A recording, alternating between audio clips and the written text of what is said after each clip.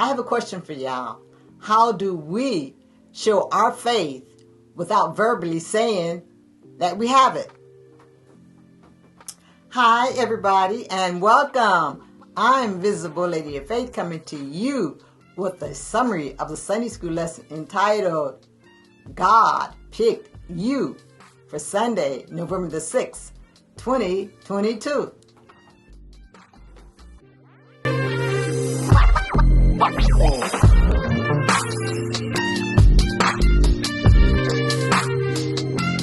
I want to remind you guys, don't forget to like, subscribe, share, and comment on this video. And don't forget to hit the notification bell so you will be notified when we upload more content to this channel. Thanks. Class is now in session.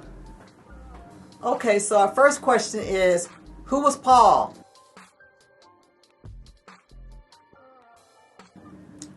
Paul originally was Saul.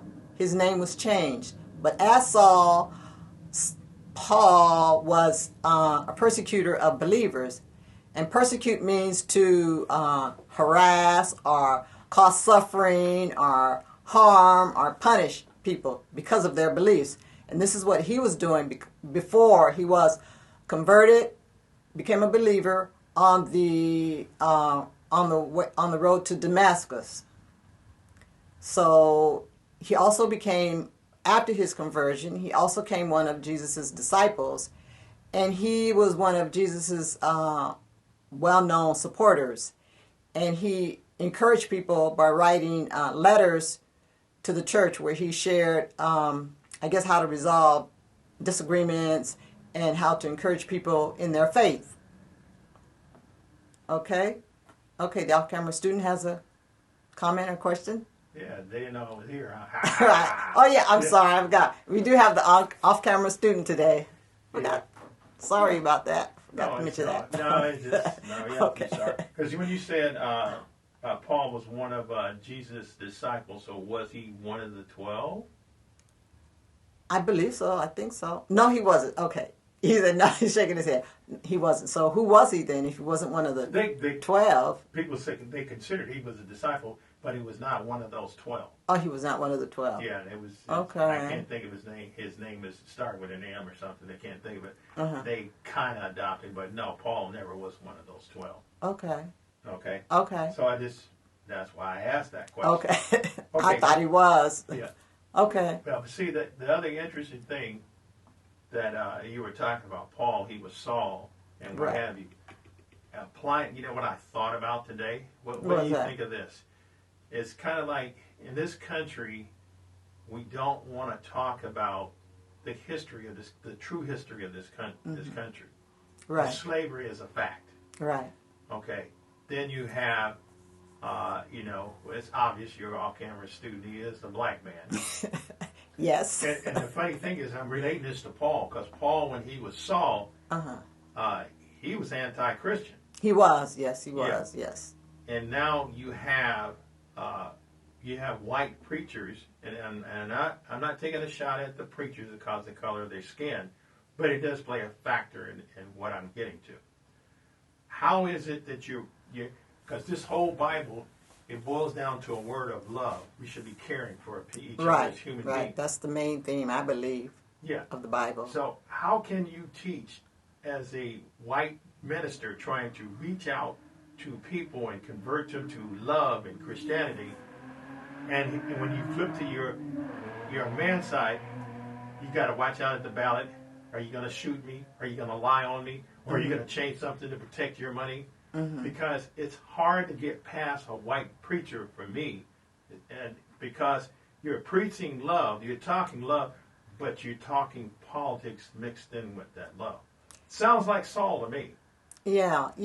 One thing about the lay of the land nowadays, it's really hard to trust people because you don't know their motive or their agenda, and people lie, cheat, steal. Yeah.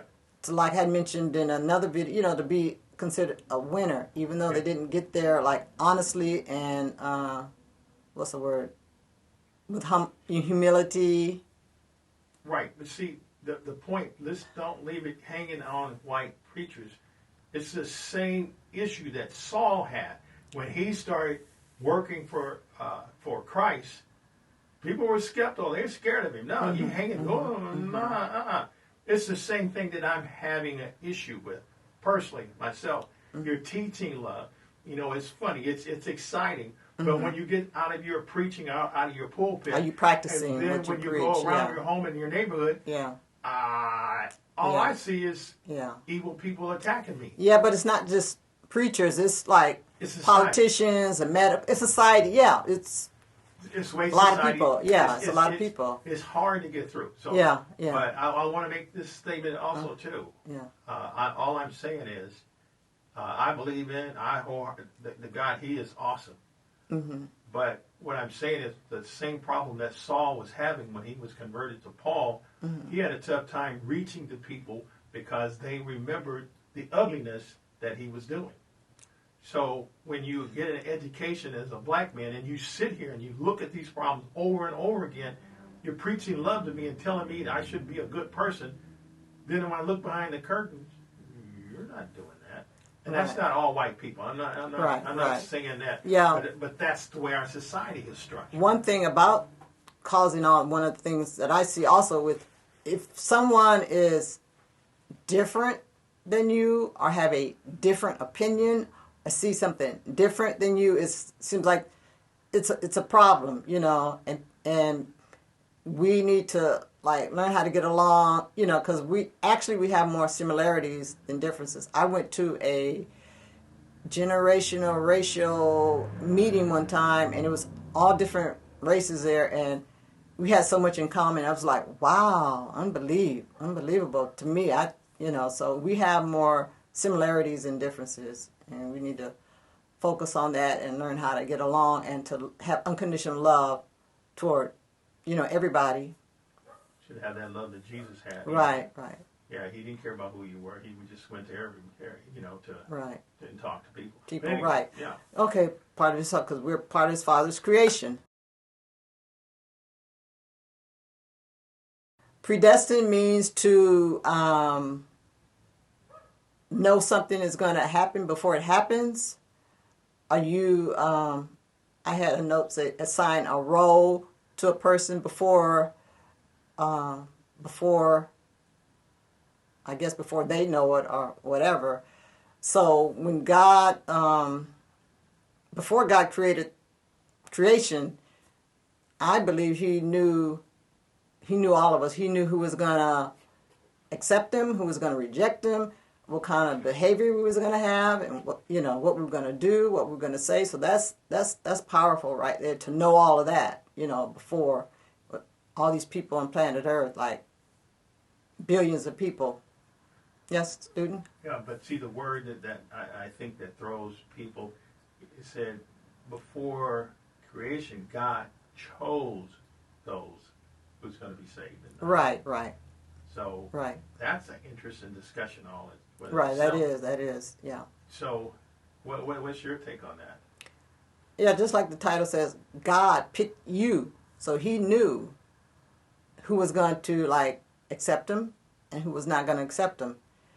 He knew who's going to, our actions, He knew who's going to be like a criminal. But that's where further down we talk about grace. Mm-hmm. Even though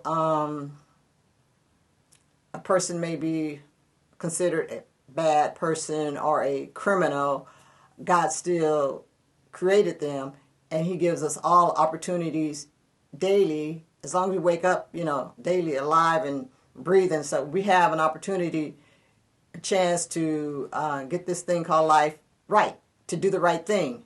So I'm going to ask the ugly question. Okay, what's the ugly question? If God already chose you before you came into this world, then how is it free will?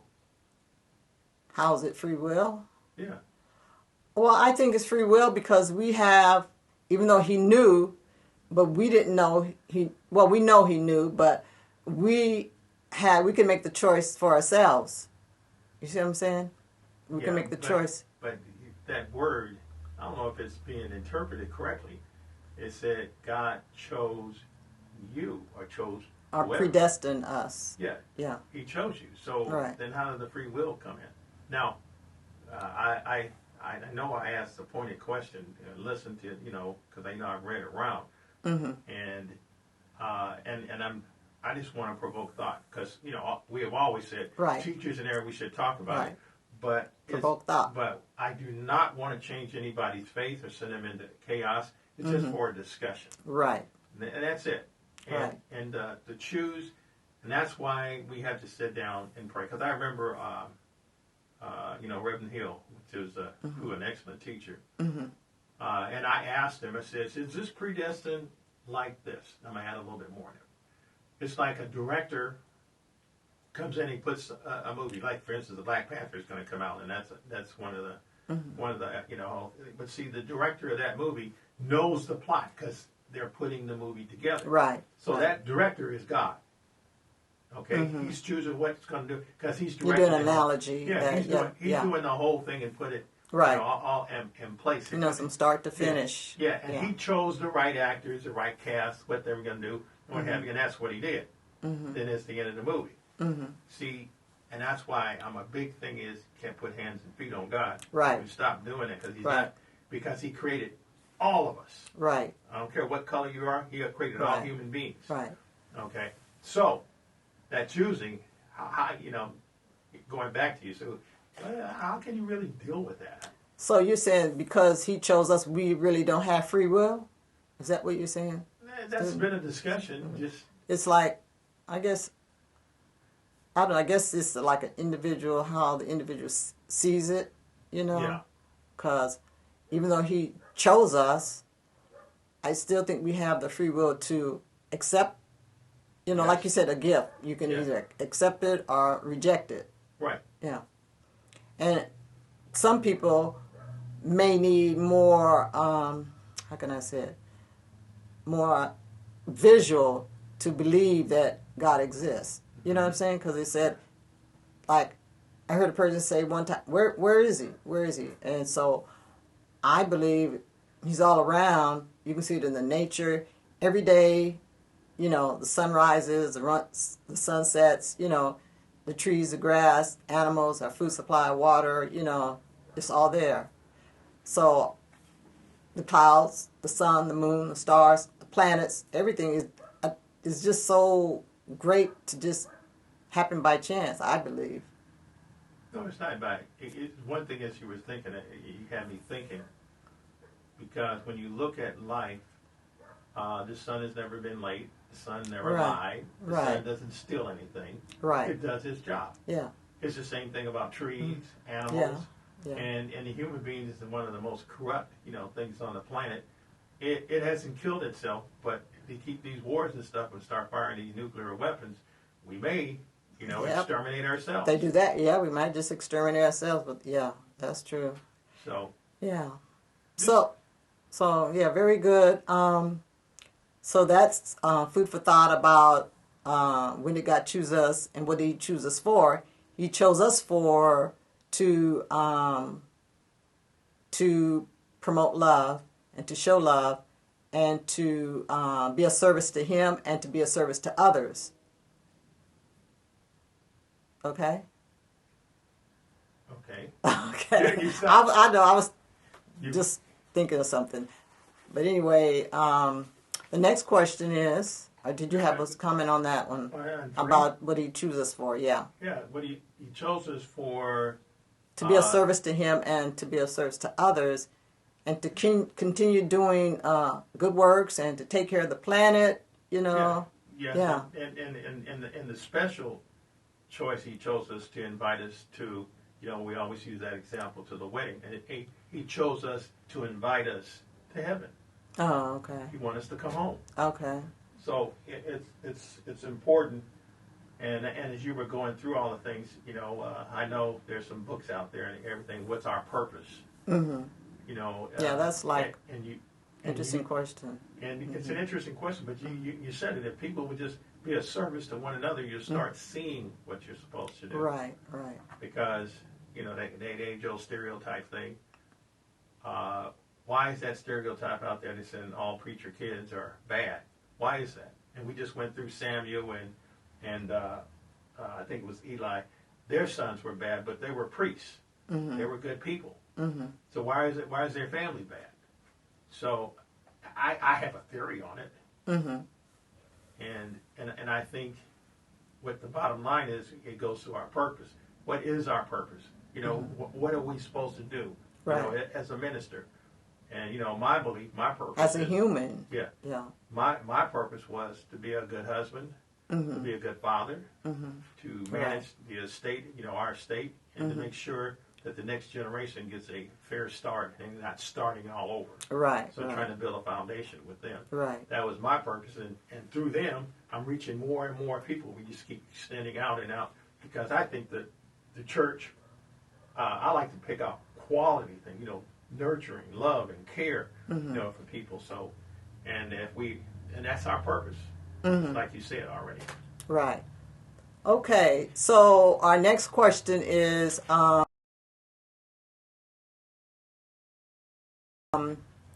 what is grace, and what does being saved by grace look like? So grace is, I believe, it's an interesting word, and when you hear grace, you always hear like mercy with it, grace and mercy. So grace is like kindness and forgiveness that we don't deserve. I think this is why, I think I said earlier in the video that God knew what we were going to do, who was going to accept, who was going to be like criminal or whatever, and he still, you know, allowed the person to be created and to live. So he's just kind, and I think we can learn that from him, to be kind and forgiving, and to not be judgmental, because none of us are perfect. And I think that's why God knew when his creation, when he made us, that we wouldn't be perfect. This is why I believe he had the plan, and you know, his plan was to send his son, so he wanted to give us an opportunity and a chance to be reunited with him. Because I think he, I said in my notes, I said he expects us to sin, but whether he expects us or not, we do sin. There's no sinless person on the planet. That word Expects. Can I? What do you want to change that to? What's the better? He knows we're going to. Yeah, he knows. You know, he's not expecting us to do it. He knows we're going to do it. Expecting to me is, looking forward to something. Yeah, you know, it's like with the children and the wife. If we keep treating them like they're no good, pretty soon they're gonna think they're no good. Right. Okay. Right. If I keep treating people like that, that's what that word means to me. Expecting. Okay. So I'm gonna change that to like, he is not surprised by our actions, our behavior. So this is why he offers us grace, and grace is available to all of us. And that's why it says in the scripture something about forgiving 49 times, what is it, 49 times? 7 times 70. 70 times, yeah, 70 times 70 times. He knows that we just, I hate to use the word screw up, but we screw up that many times per day. So we need like forgiving, right? Forgiving multiple times a day. And we have multiple opportunities to forgive, you know, not just other people, but forgive ourselves. You know, we don't want to forget I'm going to forgive ourselves. I asked a stupid question. Okay. So that means we only have 7 times 70. That's 490 times we can forgive. Is that? No, I think that's just an analogy for indefinitely. You know, because we're not perfect, and we're always gonna, you know, mess up.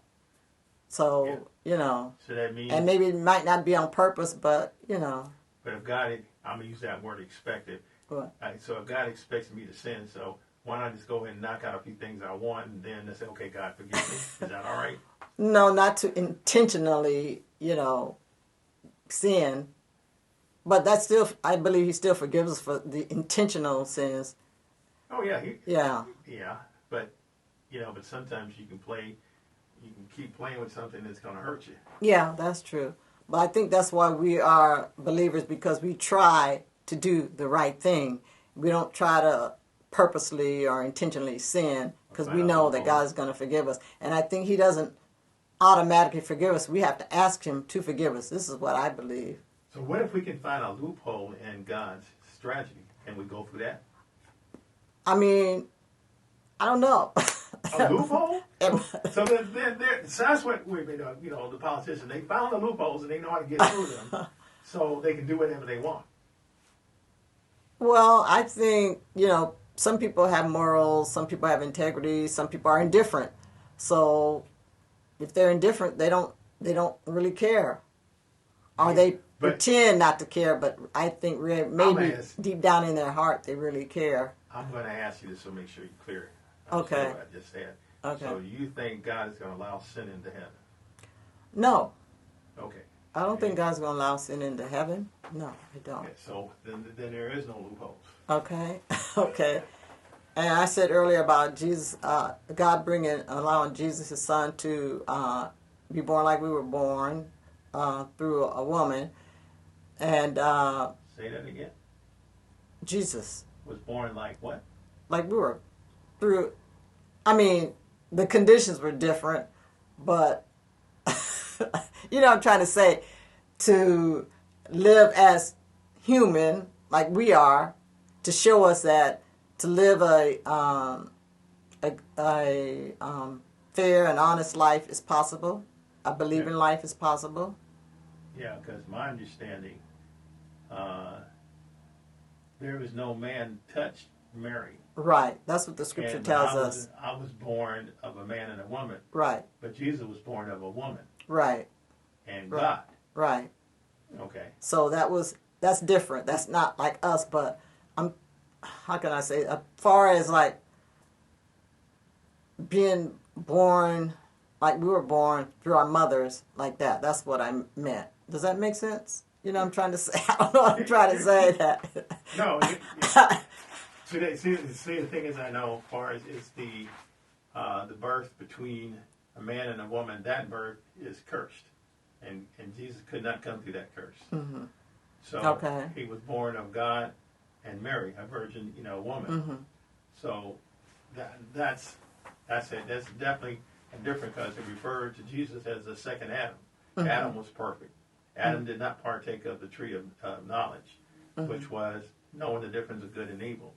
Mm-hmm. So Jesus was the second Adam, and Jesus had, as far as good and evil, this is going to throw a spin. If he's the second Adam, Adam did not know, didn't have that knowledge that came off that tree of good and evil. Okay? You said he didn't eat the fruit? Is that what you said? Before he ate the fruit. Oh, before he ate the fruit. Before he ate the fruit, because the tree of knowledge lets human beings know that there's good and evil. Okay. Right. Yeah. So before that, they were good. They were enjoying the garden, the fruit. They didn't have to work, right? They didn't have to work, but once they did that, everything changed. We had to go to work. We had to work. We have pain in childbirth, and we just have struggles in this life. So another thing about grace and being saved, we are, just like God forgives us, doesn't, I was going to say judge us, but maybe He does judge us, but we should not judge others. Okay, we should be forgiving and not judgmental and not revengeful and not hold grudges. Okay, because I ask you a question as a parent. Okay. Do you think your children, every time they do something wrong, they should be punished? No.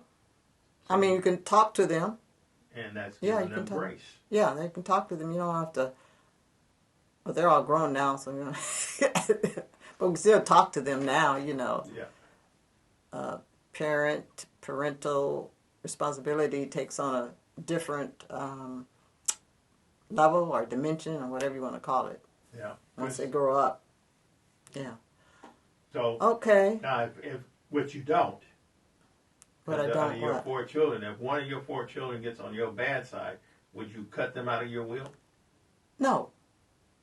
Oh, no. You're giving them grace again. Yeah, I'm giving them grace. Yeah. Okay. Yeah, I'm giving them grace. That would be like revengeful and holding a grudge.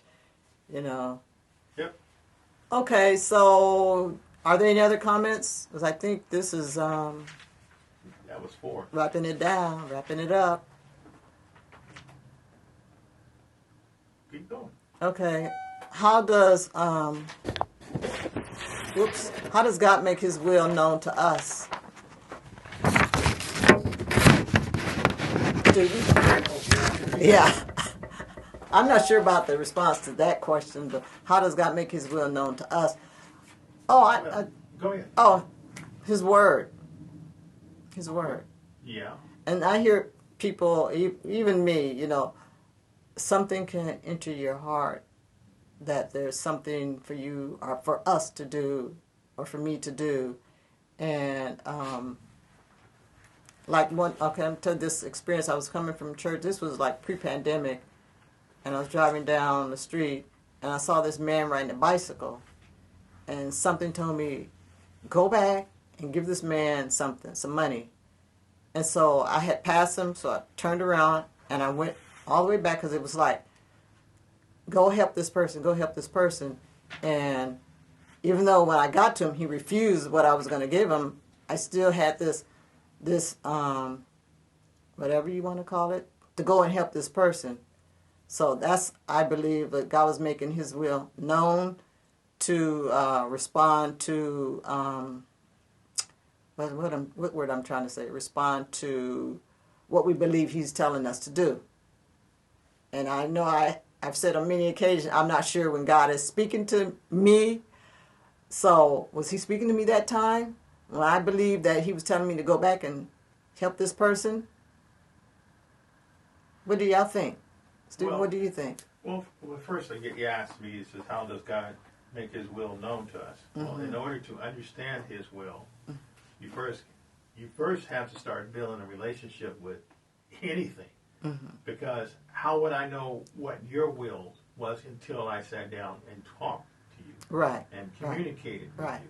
And started understanding what your likes and dislikes.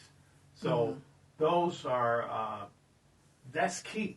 How can you know anybody? You know, because just looking at the lay of the land, the racism that's going on, if people were just to sit down and start talking to one another, as you said previously, we got a lot of things in common. Right. We're looking for the same thing. Right. So we got to get past because these stereotypes. Because when a big, tall black man walks in the room, people feel threatened. Ooh, what's going on? And why is that? Okay, that means you get to know once you get. Oh, I really like him. Mm-hmm. Okay, stereotypes. So is that same stereotype works the same thing with God? If you don't get to know Him, then how will you know what His will is? Right.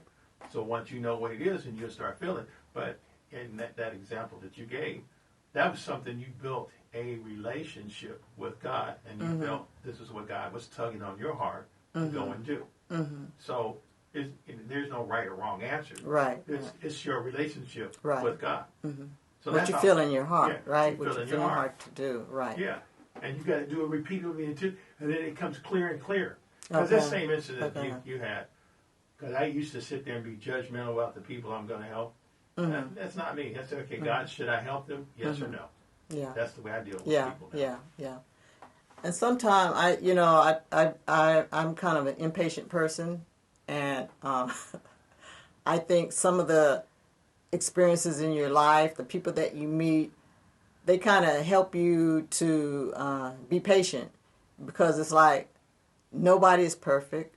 There's always going to be something about someone that may annoy you or whatever, but we still, as believers or as humans, we should still be patient with that person. So that's how I believe.